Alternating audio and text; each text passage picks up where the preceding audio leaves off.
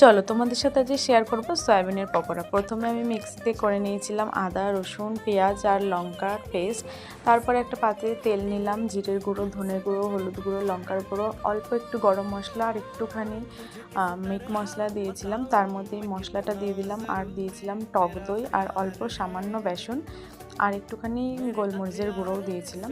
তারপরে সেদ্ধ করে রাখা সয়াবিনের ভালো করে জল ঝরিয়ে নিয়ে সয়াবিনটাকে দিয়ে দিলাম। আর তোমরা চাইলে এর মধ্যে একটু কর্নফ্লাওয়ার অ্যাড করতে পারো, আমি ওটা দিইনি। তারপরে এটাকে ভালো করে মেখে ম্যারিনেট করে রেখে দিলাম অনেকক্ষণ, মানে 1-2 ঘন্টা মতো।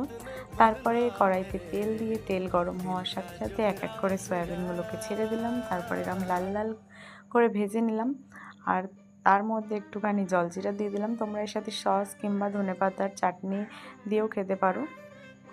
এত ক্রিস্পি হয়েছিল, খুব সুন্দর টেস্টি হয়েছিল। চলো তোমরাও বানিয়ে খাও আর জানিও কেমন হয়েছে। টাটা।